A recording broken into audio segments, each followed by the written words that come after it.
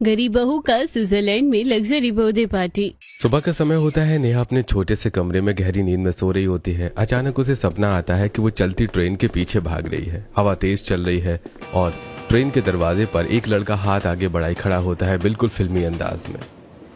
हे सिमरन, आ जाओ। नेहा दौड़ते दौड़ते ट्रेन के पास पहुंचने ही वाली होती है, तभी एक बुजुर्ग आदमी उसका हाथ पकड़ लेते हैं। नेहा की आंखों में आंसू आ जाते हैं। बाबूजी, मुझे जाने दो ना। अरे नहीं, तू कहीं नहीं जाएगी। तभी अचानक आवाज गूंजती है। सपना धीरे धीरे टूटने लगता है। उठ जा नेहा। बाबूजी, आप ये उठ जा, क्यों बोल रहे हो? आपको बोलना है जा सिमरन जा। अरे उठ भी जा सिमरन। वसुधा नेहा को झटके से उठा देती है। नेहा आंखें मलते हुए बैठ जाती है और नाराज होकर अपनी माँ को देखने लगती है। मम्मी, इतना अच्छा सपना तोड़ दिया मेरा। और डीडीएलजी की दीवानी, काम पर नहीं जाना क्या तुझे? काम पर तो जाना है, लेकिन मेरे डीडीएलजी का क्या होगा? इतना अच्छा सपना आया था सुबह का, आपने वो भी तोड़ दिया। पता है ना, सुबह के सपने सच होते हैं। पहले घर की हालत ठीक हो जाए, फिर स्विट्जरलैंड घूम लेना। अब जल्दी से तैयार हो जा। कुछ देर बाद नेहा साधारण सूट पहनकर तैयार होती है। घर की टूटी दीवारें, पुराना पंखा और छोटी सी रसोई उनकी गरीबी साफ दिखा रही होती है। नेहा अपना पुराना कीपैड फोन उठाती है और घर से निकल जाती है। थोड़ी देर बाद नेहा एनजीओ पहुंचती है, जहां वो झाड़ू पोछा लगाने का काम करती होती है। वो अपने फोन में लीड लगाकर गाने सुनते हुए झाड़ू लगाने लगती है, गाना गा रही होती है। मेरे ख्वाबों में जो आए, आके मुझे छिड़ जाए। तभी उसकी बाकी सहेलियां भी वहां आ जाती हैं। सभी के हाथ में झाड़ू होती है। एक लड़की मुस्कुराते हुए नेहा को देखने लगती है। अरे वाह, आज तो मैडम पूरी सिमरन बनी हुई है। क्या हुआ, मुझसे बात कर रहे हो क्या? मैडम, ख्यालों की दुनिया छोड़कर असलियत को देखो। घर में अपने पिता की दवाई लाने तक के पैसे नहीं है और सपने देखती हो स्विट्जरलैंड जाने के। नेहा झाड़ू रोक देती है। उसके चेहरे पर दुख नहीं बल्कि आत्मविश्वास दिखाई देता है। अगर गरीब है तो क्या हुआ? क्यों हम सपने देखने का हक नहीं रखते? एक न एक दिन मैं स्विट्जरलैंड जाकर ही रहूंगी। हाँ मेरी बहन, एक दिन तू जरूर जाएगी, मुझे पूरा विश्वास है तुझ पर। नेहा मुस्कुरा देती है और फिर से काम में लग जाती है, लेकिन उसकी आंखों में बड़े सपने साफ नजर आ रहे होते हैं। शाम को नेहा काम खत्म करके अपने छोटे से घर लौटती है। अंदर जाते ही वो देखती है कि उसके पिता मोहन खाट पर लेटे जोर जोर से खांस रहे हैं। वसुधा उनके पैर दबा रही होती है। पापा, क्या हुआ आपको? बेटा, तेरे पापा की खांसी बहुत बढ़ गई है। मोहन जोर जोर से खांसने लगते हैं। नेहा जल्दी से पानी का गिलास उठाकर उनके पास जाती है। पापा, पानी लीजिए। भगवान तुझे हमेशा खुश रखे बेटा। वसुधा की आंखों में आंसू आ जाते हैं। वो धीरे से नेहा की तरफ देखती हैं। बेटा, कुछ पैसे हैं क्या तेरे पास? तेरे पापा की दवाई लानी है। नेहा अपनी जेब चेक करती है, लेकिन जेब खाली होती है। फिर अंदर कमरे की तरफ चली जाती है। कमरे के अंदर एक टूटी फूटी रैक रखी होती है। नेहा उसमें से एक पुराना लिफाफा निकालती है, जिस पर लिखा होता है ड्रीम कॉलेज। वो कांपते हाथों से लिफाफा खोलती है। अंदर कुछ पैसे रखे होते हैं, जिन्हें उसने अपने कॉलेज के सपने के लिए बचाया होता है। शायद मेरा ये कॉलेज का सपना हमेशा अधूरा रह जाएगा। नेहा अपने आंसू पोंछती है और पैसे लेकर बाहर आ जाती है। मम्मी, मैंने कोई सेविंग कर रखी थी, ये उसी में से है। बेटा, अगर आज मैं और तेरे पापा किसी काम के होते ना, तो तुझे इतनी मेहनत न करनी पड़ती। मम्मी ऐसे क्यों बोल रहे हैं? आपने बचपन से हमें पाला है। अगर मैं अपने माँ बाप की थोड़ी मदद कर दूं तो इसमें क्या बुराई है? तभी नेहा का छोटा भाई दौड़कर आता है और उसे गले लगा लेता है। मेरी दीदी सबसे अच्छी है। नेहा मुस्कुराती हुई अपने भाई के सिर पर हाथ फेरती है। वसुधा की आंखों से लगातार आंसू बह रहे होते हैं। रोने की कोई बात नहीं है। माँ बाप का सहारा बनना हर बच्चे का सपना होता है। ये तो मेरे लिए पुण्य का काम है। सुबह से लेकर रात तक नेहा की जिंदगी सिर्फ जिम्मेदारियों में गुजर रही होती है। सुबह वो एनजीओ में झाड़ू पोछा करती है और शाम को एक छोटे से रेस्टोरेंट में वेट्रेस का काम करती है। दिन भर की थकान के बाद भी रात को घर आकर अपने परिवार का ख्याल रखती है। देर रात नेहा थकी हुई घर लौटती है। उसके हाथों में खाने का छोटा सा बैग होता है। घर पहुंचते ही वो सबसे पहले अपने पिता की दवाई निकालती है। बेटा, तू इतना काम मत किया कर, तेरी हालत खराब हो जाएगी। पापा, जब तक आपकी तबीयत ठीक नहीं हो जाती ना, तब तक आपकी बेटी ऐसे ही सुपर वुमेन बनी रहेगी। भगवान हर घर में तेरी जैसी बेटी दे। बस मम्मी, अब इमोशनल मत हो जाओ, वरना मैं भी रो दूंगी। दूसरी तरफ स्विट्जरलैंड में बर्फ से ढके पहाड़ों के बीच एक बड़ी ग्लास बिल्डिंग दिखाई देती है और अंदर राघव अपनी कंपनी के आलीशान केबिन में बैठा लैपटॉप पर काम कर रहा होता है। उसके साथ उसका पर्सनल असिस्टेंट मुकेश भी बैठा होता है। इस बार इन्वेस्टमेंट मुझे इंडिया जाकर करनी है। यस सर, मैंने आपके फ्लाइट की टिकट भी बुक कर दी है। 26 तारीख की आपकी फ्लाइट है। अरे वाह, तू तो बड़ा स्मार्ट है मुकेश। तुझे तो सब पता रहता है कि मुझे कब क्या चाहिए। यस सर, आखिर मैं आपका पर्सनल असिस्टेंट हूँ। दूसरी तरफ एनजीओ में सारी लड़कियां झाड़ू पोछा कर रही होती हैं। तभी नेहा की दोस्त रिया का फोन बजता है। हाँ मम्मी, क्या हुआ? काम पर हूँ, जल्दी बताओ। बेटा, वो तेरे ताऊजी का लड़का जो स्विट्जरलैंड में रहता है ना, वो इंडिया आ रहा है तो उससे मिलने को बोल रहा था। क्या सच में? भैया आने वाले हैं? हाँ बेटा। ठीक है मम्मी, बाकी बातें घर पर आकर करती हूँ। रिया खुशी से उछलने लगती है। नेहा उसे हैरानी से देखने लगती है। अरे क्या हो गया? ऐसी क्या खुशी की बात है? वो मेरे स्विट्जरलैंड वाले भैया आ रहे हैं, मुझसे मिलने को बोल रहे थे। सच में यार, मुझे भी मिलवाना ना उनसे। उन्होंने तो वहाँ की सारी जगह घूम रखी होगी। हाँ बाबा, तुझे भी मिलवा दूंगी। कुछ दिनों बाद एयरपोर्ट के बाहर राघव खड़ा होता है। उसने सिंपल लेकिन बेहद क्लासी कपड़े पहने होते हैं। फिर वो रिया से मिलने कैफे जाता है। वहां रिया और नेहा दोनों सूट पहनकर पहुंचती हैं। अरे छोटी, कैसी है तू? भैया मैं तो ठीक हूँ, आप कैसे हो? इतने सालों बाद आए हो। बस बहन, वहां भी काम रहता ही है और यहाँ भी, इसलिए चक्कर लगाते रहना पड़ता है। तभी राघव की नजर नेहा पर जाती है। कुछ पल के लिए वो उसे देखता ही रह जाता है। ये कौन है तेरे साथ? भैया, ये मेरी बेस्ट फ्रेंड नेहा। हाय नेहा। हेलो। स्विट्जरलैंड देखने में बहुत सुंदर होगा ना? अरे बिल्कुल, बहुत खूबसूरत जगह है। मेरी ड्रीम प्लेस है स्विट्जरलैंड। कभी मौका मिला ना तो मैं वहाँ जरूर घूमने आऊंगी। हाँ हाँ, मुझे पता है तू वहाँ किस लिए जाना चाहती है। राघव दोनों की बातें सुनकर हल्का सा मुस्कुरा देता है। वहीं नेहा चोरी चोरी राघव को देख रही होती है। कितना सुंदर लड़का है ये, लेकिन इतना अच्छा लड़का मेरी किस्मत में कहाँ लिखा होगा। छोटी, तूने अभी तक ये एनजीओ वाला काम छोड़ा नहीं। मैंने तुझे बोला था ना कि तुझे ये सब करने की जरूरत नहीं है। भैया, आपको तो पता है ना, पापा का काम बिल्कुल अच्छा नहीं चल रहा है। तो तुझे टेंशन लेने की क्या जरूरत है? मैं हूं ना, मैं पैसे दे दूंगा। भैया, आपको पता है ना हमारी फैमिली में कितने डिफरेंस हैं। परिवार में कुछ भी हो, लेकिन हम भाई बहन हमेशा एक ही रहेंगे। तुझे पता है ना ये बात? हाँ भैया, मुझे पता है। थोड़ी देर बाद नेहा और रिया सड़क पर साथ चल रही होती हैं। यार, जब तू इतनी अमीर फैमिली से जुड़ी है तो तुझे ये झाड़ू पोछा करने वाला काम करने की क्या जरूरत है? पागल, वो मेरे ताऊजी के लड़के हैं। उनका परिवार अलग है और हमारा अलग। वो लोग मुंबई में रहते हैं।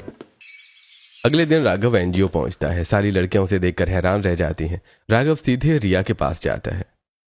बहन, तुझे यहाँ कोई परेशान तो नहीं करता ना? भैया, आपको लगता है आपकी बहन इतनी नाजुक है? कोई मुझे परेशान करेगा ना तो 2 थप्पड़ लगेंगे। सब हंसने लगते हैं। तभी राघव और नेहा की नजरें एक दूसरे से टकराती हैं। कुछ पल के लिए दोनों बस एक दूसरे को देखते रह जाते हैं। नेहा झाड़ू लगाते हुए धीरे धीरे गाना गुनगुनाने लगती है। रुक जा ओ दिल दीवाने। राघव उसे देखते हुए हल्का सा मुस्कुरा देता है। यार, कितनी सुंदर और प्यारी लड़की है। इसे देखकर न पता नहीं क्यों अलग ही खुशी होती है। शाम को शहर के खूबसूरत कैफे में राघव कोने वाली टेबल पर बैठा लैपटॉप पर ऑनलाइन मीटिंग कर रहा होता है। उसने फॉर्मल शर्ट पहनी होती है। Yes guys, this investment should be finalised before next month. तभी नेहा ट्रे में कॉफी लेकर वहां आती है। उसने कैफे की सिंपल यूनिफॉर्म पहनी होती है, लेकिन चेहरे पर वही प्यारी मुस्कान होती है। सर, आपकी कॉफी। राघव ऊपर देखता है और नेहा को देखकर हैरान रह जाता है। अरे तुम? जी आप? अरे तुम यहाँ पर भी काम करती हो? तुम पूरा दिन काम ही करती रहती हो क्या? हम तो गरीब आदमी हैं। गरीब इंसान को मेहनत करने से ही सुकून मिलता है। कितनी सच्ची लड़की है ये। कितनी मुसीबतों के बाद भी हर वक्त मुस्कुराती रहती है, गुनगुनाती रहती है। पता नहीं क्या है इसके अंदर जो मुझे हर बार इसकी तरफ खींच लाता है।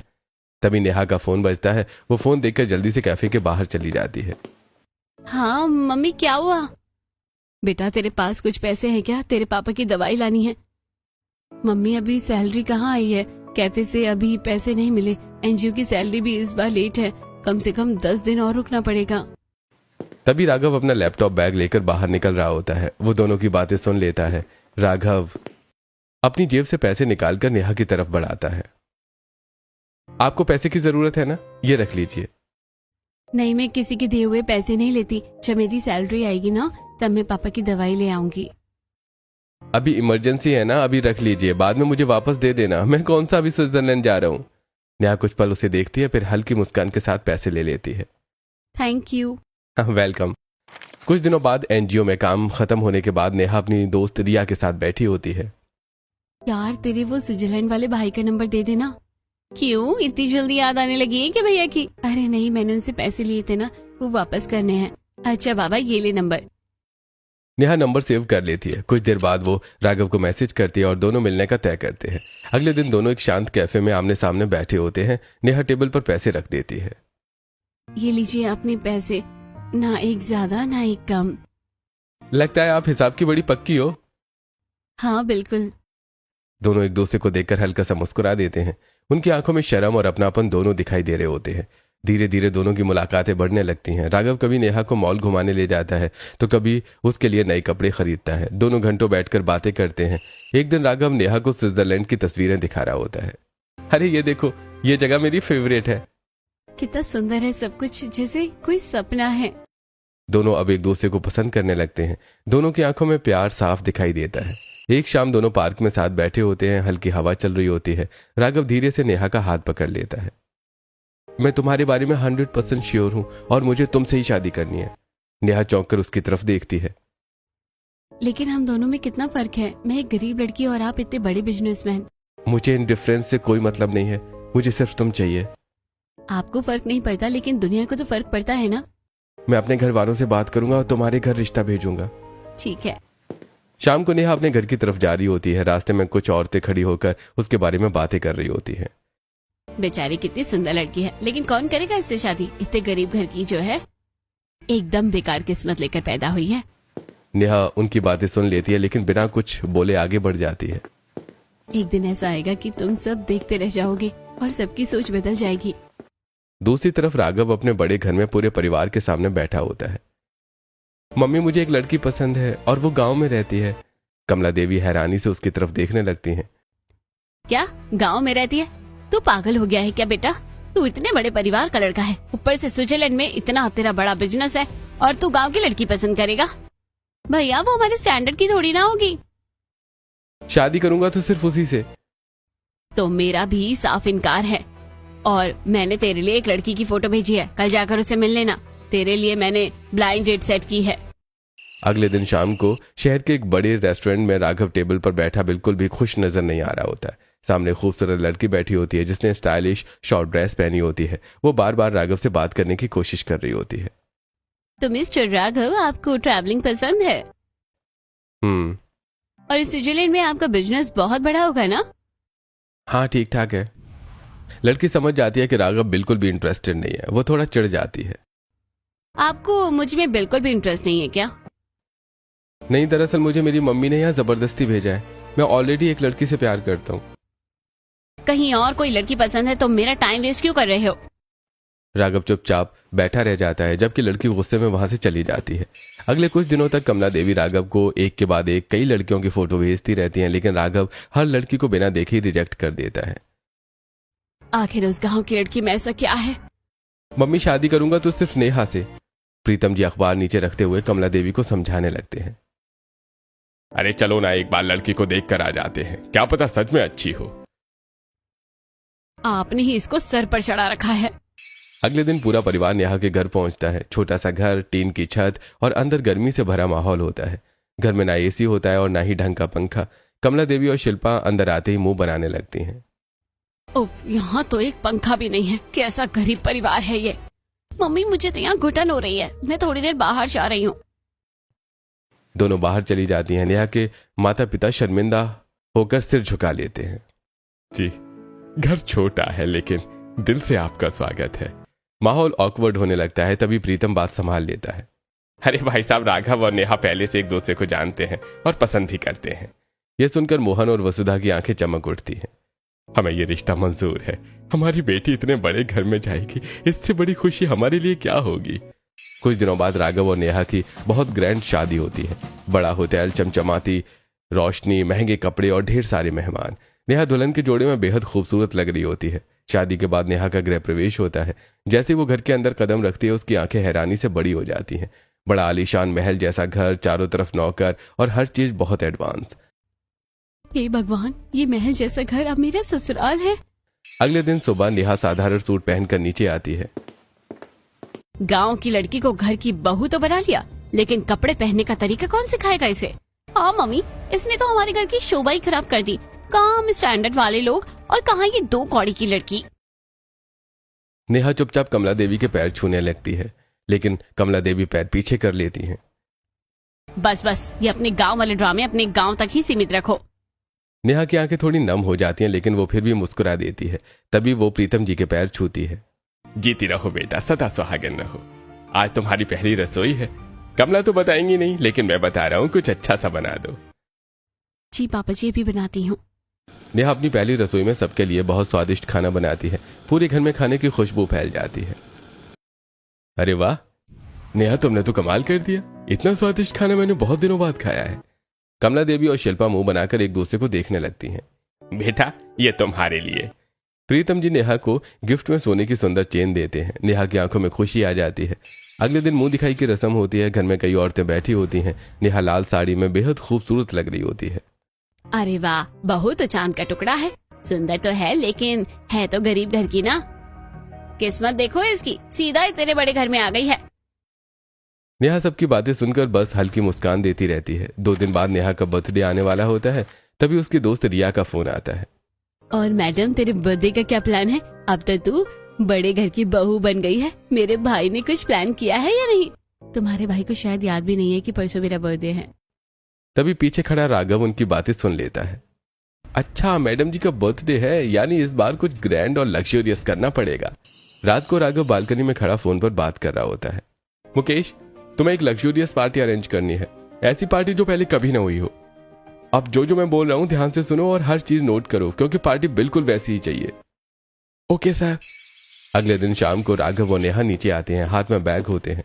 पापा, जरूरी काम आ गया है, इसलिए मुझे और नेहा को अर्जेंटली जाना पड़ेगा, वरना थोड़े दिन और रुकता। कोई बात नहीं बेटा, काम तो करना ही होता है, लेकिन अगर बहू का मन न लगे तो इसे वापस घर ले आना। इसका खूब मन लगेगा पापा। जिस लड़की ने गांव की गली से बाहर कदम नहीं रखा था, आज वो स्विट्जरलैंड जा रही है। उसका मन क्यों नहीं लगेगा? बेटा शिल्पा, तू हर वक्त इसे इतना बुरा व्यवहार मत किया कर। कभी प्यार से भी बात कर लिया कर। ये इस घर की बहू भले ही बन गई हो, लेकिन मेरे लिए बहू कभी भी नहीं बन पाएगी। नेहा की आंखें भर आती हैं, लेकिन वो चुप रहती है। थोड़ी देर बाद नेहा और राघव गाड़ी में बैठे होते हैं। मम्मी की बात का बुरा मत मानना, वो कुछ दिनों में तुम्हें एक्सेप्ट कर लेंगी। कोई बात नहीं, वो मेरी मम्मी जैसी तो है, एक दिन मुझे जरूर अपना लेंगी। अगले दिन सुबह सुबह नेहा और राघव की फ्लाइट स्विट्जरलैंड में लैंड करती है। बाहर चारों तरफ बर्फ से ढके पहाड़, साफ सड़कें और खूबसूरत नजारे दिखाई दे रहे होते हैं। नेहा कार की खिड़की से बाहर देखते हुए हर चीज को हैरानी से देख रही होती है। हे भगवान, ये जगह तो सच में किसी सपने जैसी है। अरे अभी तो सिर्फ शुरुआत है मैडम। थोड़ी देर बाद दोनों एक बहुत बड़े लग्जरी होटल में पहुंचते हैं। होटल पूरा ग्लास और गोल्डन लाइट से चमक रहा होता है। अंदर जाते ही होटल स्टाफ उनका स्वागत करता है। Welcome sir. Welcome ma'am. दोनों अपने स्वीट रूम में जाते हैं। कमरे में बड़ी बड़ी ग्लास विंडोज, फूलों की डेकोरेशन और बाहर स्नो माउंटेन का व्यू दिखाई दे रहा होता है। लेकिन इतने खूबसूरत माहौल के बाद भी नेहा थोड़ी उदास बैठी होती है। आज मेरा बर्थडे है, लेकिन शायद किसी को याद भी नहीं है। मम्मी पापा तक का फोन नहीं आया। तभी उसका फोन बजता है। स्क्रीन पर मम्मी लिखा आता है। हेलो मम्मी, हैप्पी बर्थडे बेटा। नेहा की आंखों में तुरंत चमक आ जाती है। Thank you so much mummy, आपको याद था? मुझे तो लगा सभी भूल गए होंगे। अरे पगली, माँ अपनी बेटी का जन्मदिन कैसे भूल सकती है?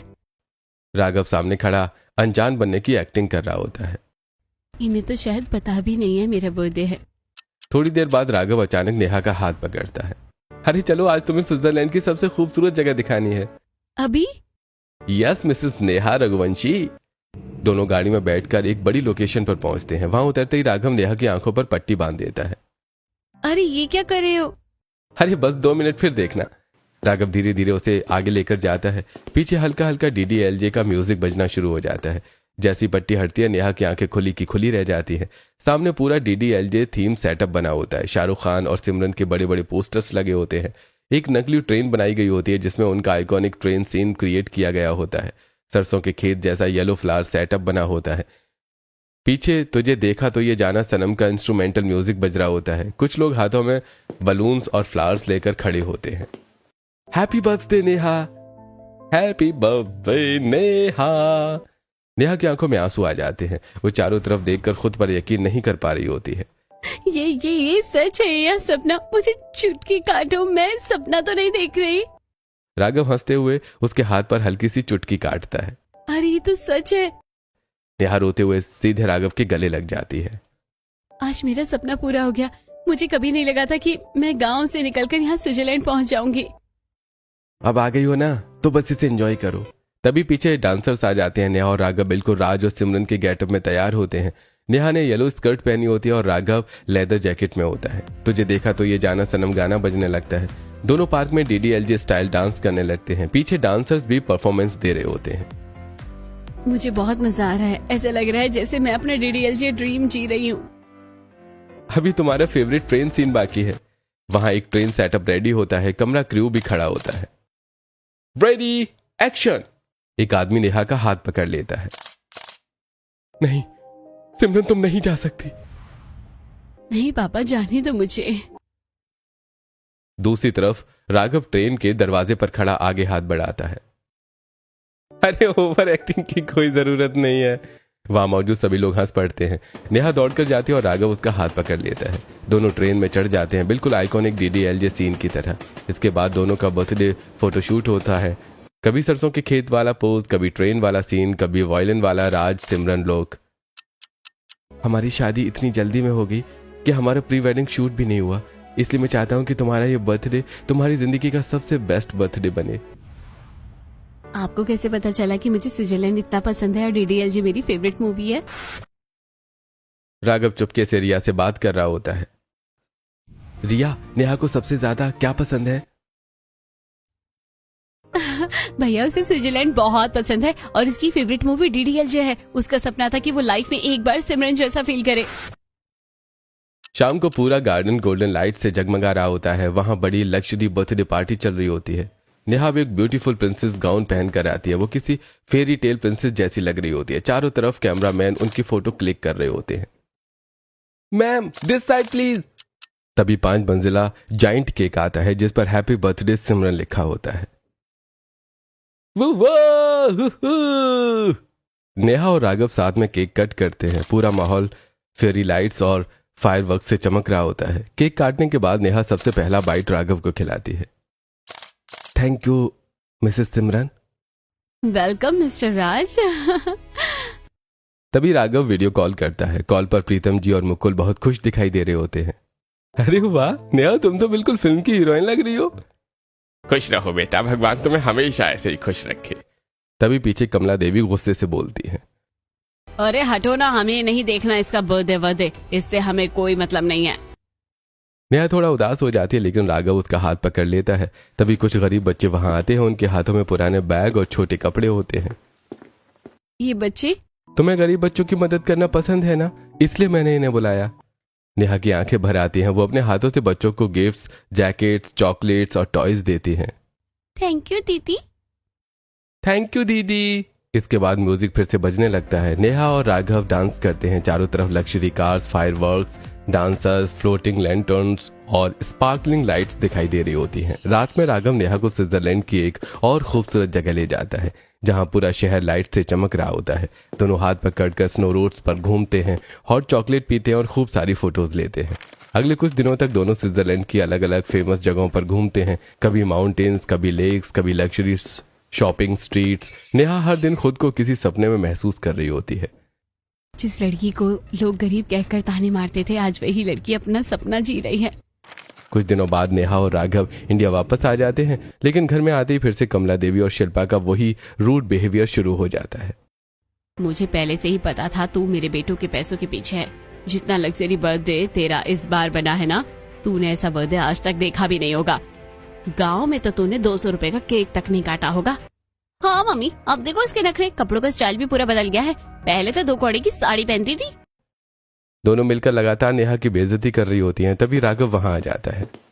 अरे बस कीजिए आप दोनों, आप लोग इसकी ऐसे इंसल्ट नहीं कर सकते। जितना हक इस घर पर आप दोनों का है उतना ही नेहा का भी है। ये घर इसका बिल्कुल नहीं है, ये घर शिल्पा का है और उसी का रहेगा। नेहा चुपचाप सब सुनती रहती है, लेकिन फिर भी उसके चेहरे पर मुस्कान बनी रहती है। कमला देवी और शिल्पा का एक बड़ा सैलून होता है। दोनों रोज सुबह सैलून जाते हैं और शाम को घर लौटती हैं। एक दिन दोनों सुबह जल्दी निकल जाती हैं। नेहा उन्हें जाते हुए देखती है। मैं भी जाकर देखती हूँ मम्मी का सैलून कैसा है, शायद वहाँ जाकर बात करूंगी तो वो क्या पता मुझे समझ जाए।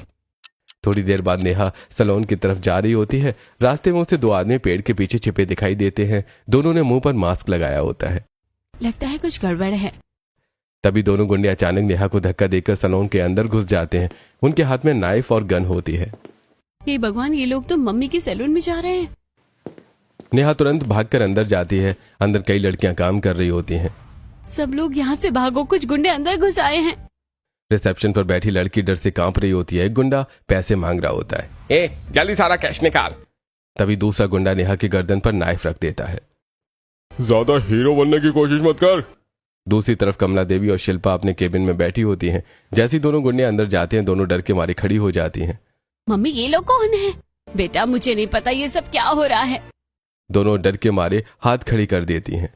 भैया, हमें छोड़ दो, आपको जो चाहिए ले जाओ। गुंडे सैलून के सामान और कैश को लूटने लगते हैं। तभी शिल्पा चुपके से फोन उठाकर कॉल लगाने लगती है। गुंडे को गुस्सा आ जाता है। वो नाइफ लेकर शिल्पा पर हमला करने ही वाला होता है। तभी अचानक नेहा दौड़कर आती है और शिल्पा को पीछे धक्का दे देती है। नाइफ सीधा नेहा के पेट के साइड में लग जाता है।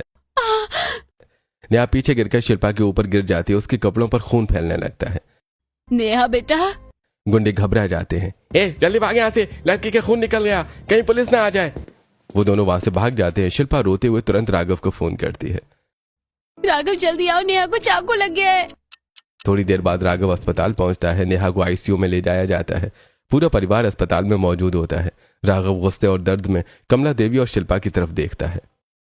देख लिया आपने, जिस लड़की को आप लोग अपना मानती तक नहीं थी, आज उसी ने अपनी जान पर खेलकर आप लोगों की जान बचाई है। उसने एक सेकंड के लिए भी अपनी जान के बारे में नहीं सोचा। कमला देवी और शिल्पा दोनों रोने लगती हैं। बेटा, मुझे माफ कर देना। जिस लड़की को मैं हमेशा गंवार कहती थी, आज उसी ने मेरी और मेरी बहू की जान बचाई है।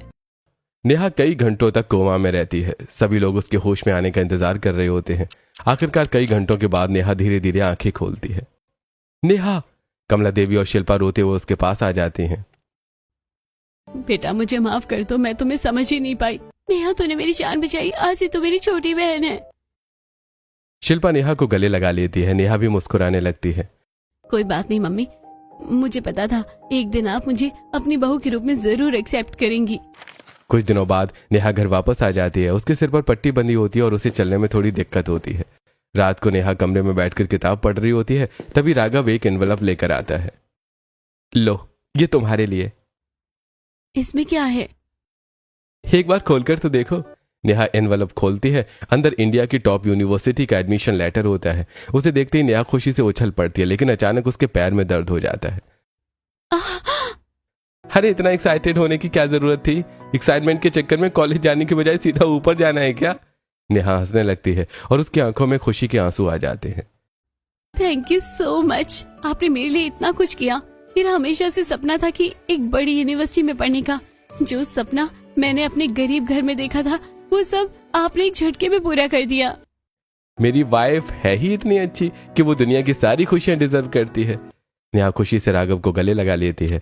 समय बीतता जाता है। नेहा अपनी ड्रीम यूनिवर्सिटी में पढ़ाई पूरी करती है। मेहनत और लगन से वो एक बड़ी बिजनेस वुमन बन जाती है। वो अपने पति के बिजनेस में उसका हाथ बटाने लगती है और चीफ बिजनेस स्ट्रेटेजी ऑफिसर के पोस्ट पर काम करती है। साथ ही वो अपने छोटे भाई की पढ़ाई का पूरा खर्च उठाती है, अपने मम्मी पापा को हर महीने पैसे भेजती है और अपने पिता का इलाज एक बड़े प्राइवेट हॉस्पिटल में करवाती है, जिससे उनकी हालत धीरे धीरे ठीक होने लगती है। जिस लड़की को लोग गरीब और बेचारी समझते थे, आज वही लड़की अपने सपनों की जिंदगी जी रही होती है। अगर कोई आपका बर्थडे भी इतनी लग्जरी और प्यार से सेलिब्रेट करे तो आपका रिएक्शन क्या होगा? क्या आप भी नेहा की तरह खुशी से रो पड़ेंगे या फिर आपके मन में ये ख्याल आएगा कि आप इतनी खुशियों को डिजर्व ही नहीं करते?